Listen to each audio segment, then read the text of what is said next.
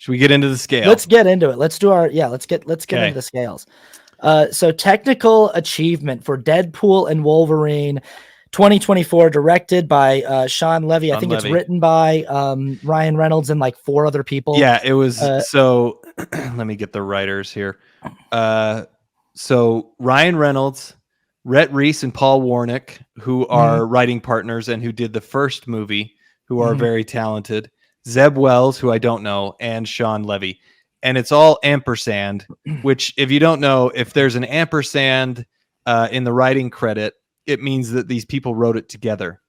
If the word "and" is written out, it means they wrote it separately. Oh, interesting. Yes, it's a WGA rule. Okay. If I'm right, I'm pretty sure that's the rule. So ampersands means they all wrote it together. A little bit of fun union trivia there. Yes, about how the union trivia. So yeah, if you see, because sometimes they'll have an ampersand and the and sign, it means people wrote it together. These 2 people wrote it together. This guy wrote separately. This guy came in later, or this lady came in later. Yes. Or you can get 2 writing credits in the same one, which they did with the oh my goodness, who did the Eternals? Is it Zhao? Oh, Chloe Zhao. Chloe Zhao. Yeah. Thank you. She got 2 writing credits in the same movie because she wrote it with a partner and then she wrote it alone. Anyway, kind of fun trivia. So, okay, Deadpool and Wolverine, technical achievement. Just once again, a reminder of how our scales work, folks. Technical achievement that's just we're talking about the craft of the film. So this is everything from cinematography to visual effects to choreography and execution of action sequences to the execution of the plot and the writing, the acting, all of the technical craft and mastery of the film. Yes. For me, my technical score, and it's no surprise as we went through the breakdown, I really liked this movie. Yeah. I'm giving this movie an 8, which I feel like might sound kind of high. Yeah. But here's why I'm giving it an 8.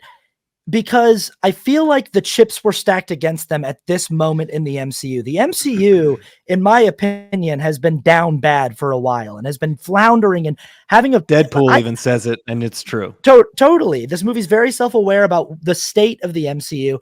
It's really hard to introduce the Deadpool trilogy storyline into this current time in the MCU and try to make it feel cohesive. So is this plot, is this screenplay perfect? Absolutely not. Are there things that could be fleshed out more? Totally. Are there things that feel a little too convenient, or like, the whole anchor being thing where it's like, if your anchor being dies, then your timeline dies. That kind of, that feels like the No Way Home thing to me, where it's just sort of like they're coming up with a reason in the script to bring in a character from another universe that feels a little thin.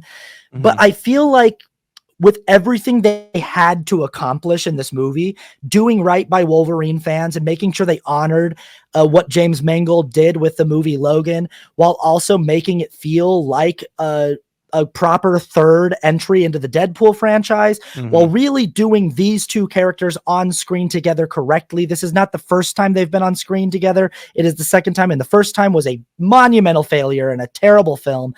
So the fact that they had to get it right and get all these kind of difficult things to get right. There's so much there were so many obstacles in the way of making this movie in a way that was satisfying and fun to watch. I'm so impressed with how well Sean Levy balances all of those things, how well the script handles all of those things. I also think it's just a delight to watch 2 actors who have had really, really impressive careers, both in the roles that will define their careers. Like these are the roles. It's like watching like Sean Connery play James Bond in, like, if Sean Connery had played James Bond in The Last Crusade with Harrison Ford playing Indiana Jones, and you're watching like 2 actors as the characters that they are, that they will most be remembered for. And I think the overall, with the soundtrack, with the needle drops, with the cameos, I thought everything really, really landed for me. And so I'm giving this a pretty high technical score. An 8. That's high. I gave it a 7. Okay. And I think the biggest reason, I totally agree with everything that you said. The reason I gave it a 7 is because I think the writing, the story was good. But there were a few things, right? Like the Cassandra Nova, her motivations. It was a little like even Deadpool. I like the fact that they gave him a reason. You knew exactly what he wanted and what he needed. But it was just sometimes it was just a little bit thin. So it was good, but I think it could have been better. But they are juggling so much in this that I mean, I think 8 is appropriate. But I feel like 7 just because trying to think more objectively. There's a few things that could have been done better, but still, like this movie was done really, really well. The structure's really good, right? You pretty much know where you are the whole time. The characters' motivations are clear for both Deadpool and Wolverine. Like you get what's going on, so it did a really good job. So I'm giving it. I think I'm giving it that extra little point just for difficulty, for just being the task was hard and you pulled it off. Like I think that's very, very valid. Because it is really hard, but it was also good the fact that they could break the fourth wall and talk about Disney and like. Yeah. Well, anyway. It's so interesting because it's like this is the role that will define Hugh Jackman's life, but also it's like Ryan Reynolds is the kind of actor who's sort of always Ryan Reynolds in whatever he's doing, and he's sort of always looking out at the audience, going, "Hey, it's me, Ryan Reynolds, in The Atom Project," or "Hey, it's me, Ryan Reynolds, in Free Guy," or "Hey, it's me." Like, he's all in Blade Trinity. It's "Hey, it's me, Ryan Reynolds." And so Deadpool is the perfect role for him because he can actually look out at the audience and go, "Hey, it's me, Ryan Reynolds, as Deadpool." And it's like it is the perfect vehicle for him and the perfect kind of character for him to inhabit. Our next scale is rewatchability, and this is just how likely are you to want to rewatch this? How much does this movie lend itself to pleasant rewatching? Again, I'm going high here. Superhero movies in general are movies that are easy for me to rewatch just because they're built to be entertaining. So if I'm watching cable and there's a superhero movie on, I'm likely to go change the channel to that. And so I'm putting this one at 9 because it's living in a place in the MCU where I'm like, I can see myself wanting to watch this movie regularly, probably once every year or once every other year for the rest of my life. I think it's a fun enough movie and I think even the whole Deadpool trilogy is solid now. It's a solid 1, 2, 3 pack of films that I wouldn't mind returning to. Yes. I think for this one, I think it is really rewatchable. I gave it an 8, probably because like, I'm sure that I will rewatch this. I don't think my wife will want to watch it, and then, might be a little bit hard with all. It's a very hard R, but it's very entertaining. I would rewatch it again. I don't know how well it's going to do if it has to be edited. That'll be interesting if it was on. Oh, I was thinking about that, about like introducing this version of Wolverine and this Deadpool into the 616 timeline of the MCU and going, how are you going to do that? And personally, I'm like, could be pretty funny if they show up in Secret Wars or Avengers or something like that, and just they're constantly bleeped. That could just be a funny thing where they're just speaking, and they're pointing out that they're funny. Or they're getting bleeped. They do a bad dub, of Ryan Reynolds saying something else like, like flowers, or so, and it's or when very apparently not him saying he does something violent and they like blur it out or something like when, so Deadpool gets, they do some kind of funny. That's what they should do. If they ever broadcast this, that's what they should do to add an even funnier layer to the movie. So if it's ever on ABC, like they should just bleep it out funny. And or just dub it really poorly so that it adds another layer to the joke. Funny. Anyway, but it's an 8 for me on rewatchability.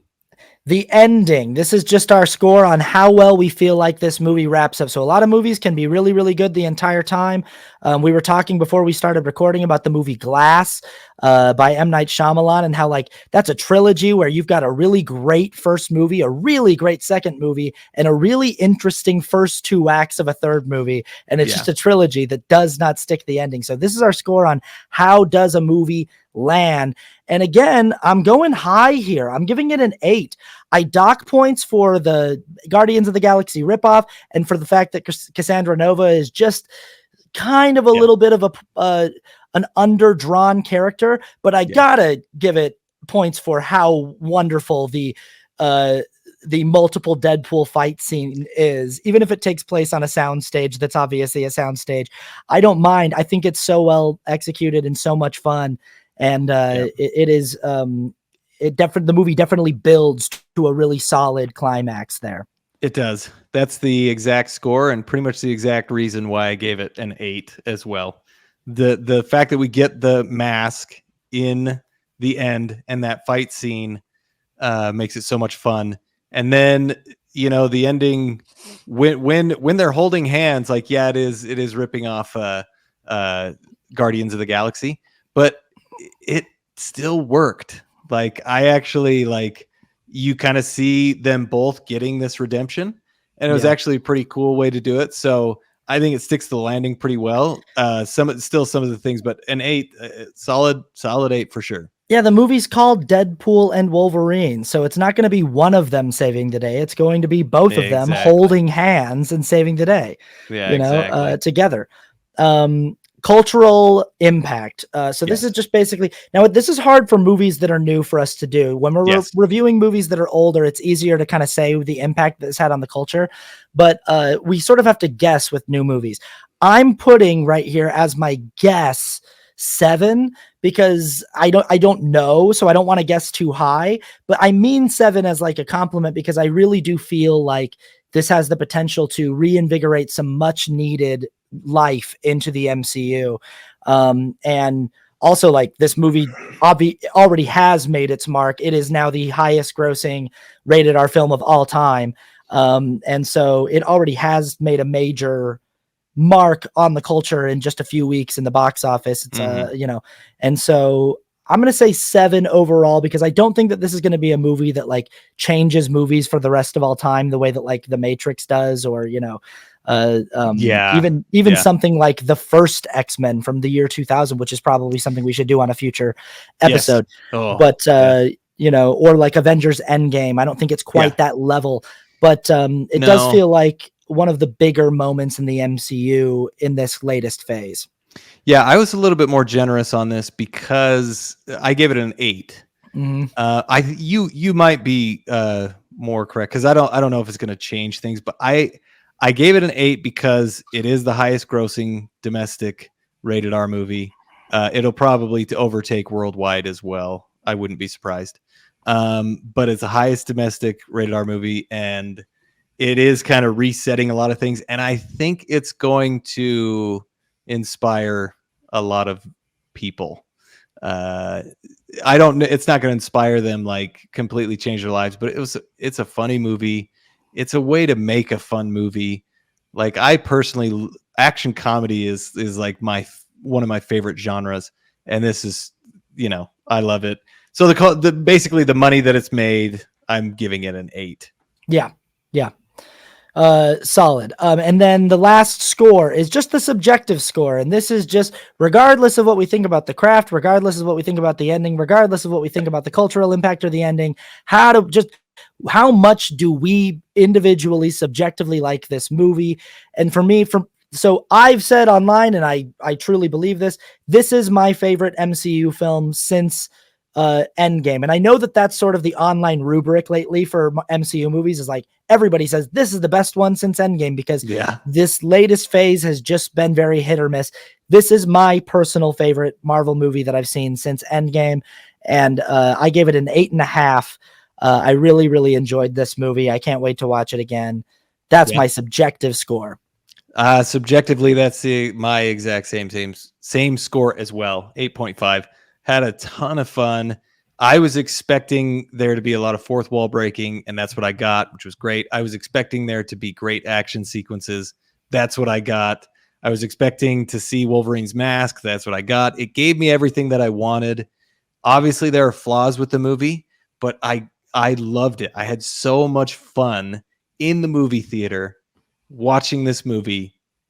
Like, it was a great time, and that's what I want to have in a movie theater is I want to have a great time. And it gave me that. And it gave me a good story, great action. So I loved it.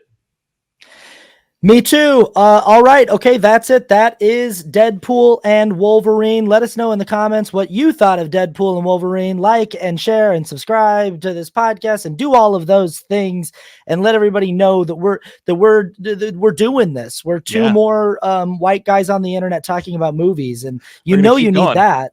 You need that. Okay, so little fourth wall break there for you. All right, buddy. Okay. Pleasure to talk to you as always. And everybody, thank you for being here with us, and thanks for listening. We'll see you next time. Bye-bye. We'll see you later.